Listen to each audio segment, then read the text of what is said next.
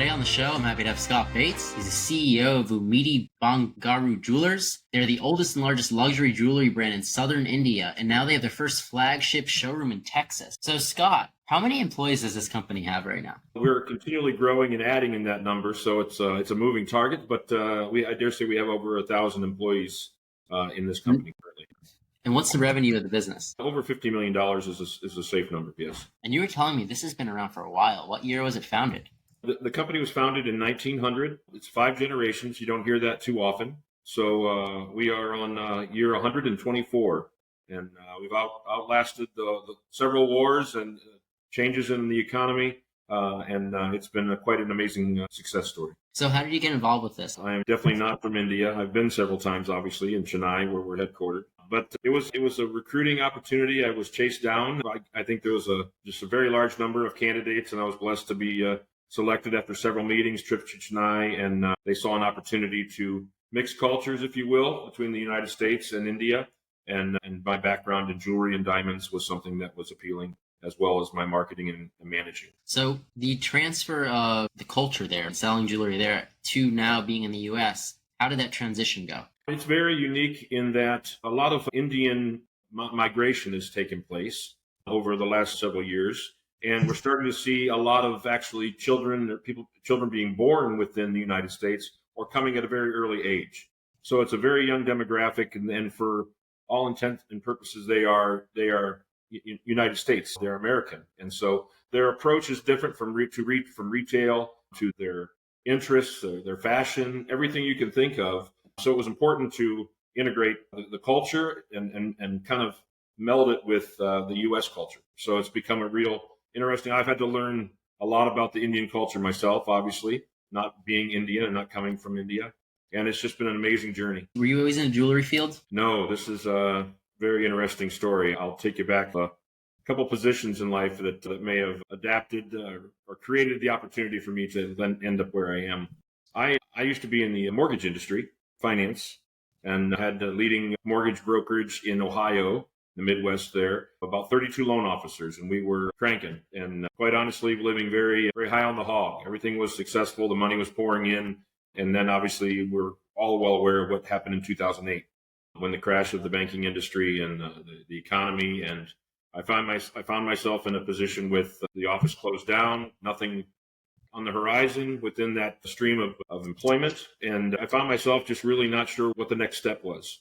And having a wife of now 25 plus years and 5 children was a time where we were in a position to where you couldn't find anything. Went from losing the house and seeing the vehicles go and the boat go, all the extravagancy and things we love, all the extra fun, down to where the vacation home, being a cabin, was where we all migrated to. And we were living in a 2-bedroom, 1-bath house with 6 of us at the time. And I was out looking for employment. And my wife found a position for a company, a large snack food company, $1 billion snack food company. And they were looking for a position. I interviewed. They said, we have a position in sales we'd like to bring you into, but it's not ready yet. And I said, I can't afford to wait. I need to be working and I need to get out there. And they said, we do have a route truck open. And so I found myself, I said, put me on it. Get me out there. I need to be working. And I found myself driving an hour and a half at 2:30 in the morning to get in a route truck and deliver to grocery store and department stores and keep things moving. And they kept their promise, Chad. Within 6 months, they had a sales position for me as a regional sales director, and I moved into new business and private label as I grew within the company and was really doing a lot of exciting things, and it was a really nice fit for me. Did you find that sales was really your calling? Yeah, no question. Sales, leadership, training, management, these are things I like to see. I live off the success of others quite often, and I really enjoy to see others successful. And so that was from one job to the next. And then to carry on with the story, I was approached by a friend of mine. My hobby was singing in a rock band. I didn't think I shared that with you. But he was someone that would come out and hear us play. And he said, I'd love to get you in the jewelry industry. I know what your personality is and I know your abilities. And I said, I don't even know what this is. I knew he was in it, but I didn't know what that entailed. Brought me in as a sales position rep for them, covering a territory that was almost 3 hours away from my home.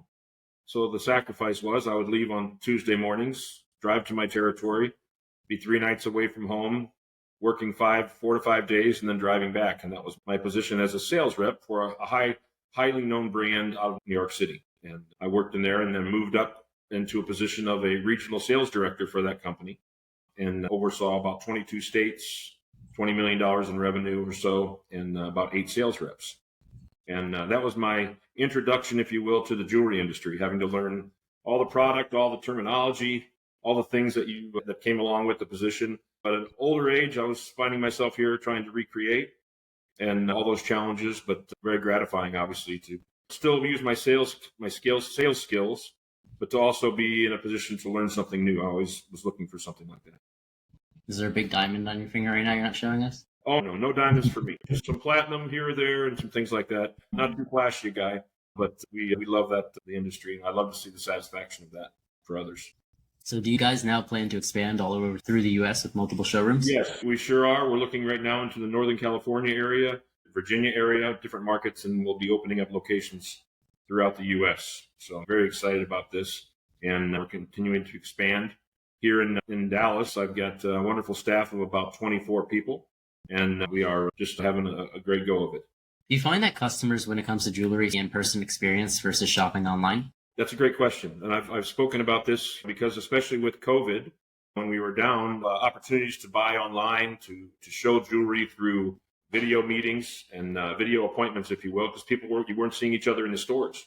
And so there's a lot of great successes out there, people that can buy online. But I teach my staff here that we want to hit all the senses. Okay, the jewelry industry is a luxury, but it's also, people get married, you have opportunities, so it's consistency as well. But especially in the Indian culture, it becomes not only an investment, but there's a lot of personal and family type connections for what they're doing, passing on jewelry from generation to generation. So it is very important that you get through the door and you get to experience a multi-sensory experience for the store. The visual, to hear the music that we play is specific. The scent even that we have in the room is important. Handling the jewelry, feeling the quality and the craftsmanship. All these elements, and then the personal connection. My service team, my sales team is the best in business, in my opinion, and I hold up against anyone. And so that customer service and quality are the two elements that, without those things, you lose the sense of that online. And these are big investments, Chad. While people are still buying vehicles online or things of luxury, I dare say you don't too often buy a high-end luxury vehicle without seeing it, driving it, having a relationship. We're big about building relationships here. So if anybody wanted to reach out or visit a store to build one of those relationships, how could they do that? I tell you, come and see me here. I'm here every day almost, and we have just a beautiful store. You can't miss it here in Frisco, Texas. We'd love to have you. We have an amazing inventory that is continually expanding. Everything is made by hand, handcrafted, design. Everything is just at the top level. And Vummidi.com, you can come see us on our website as well. And reach out, and I'd love to set something up and have someone come in and see us. Thank you, Scott, for coming on the show, and everybody for listening to another episode of Failing to Success. I'm your host, Chad Galecki. If you like the show, make sure to subscribe, and I'll see you next time.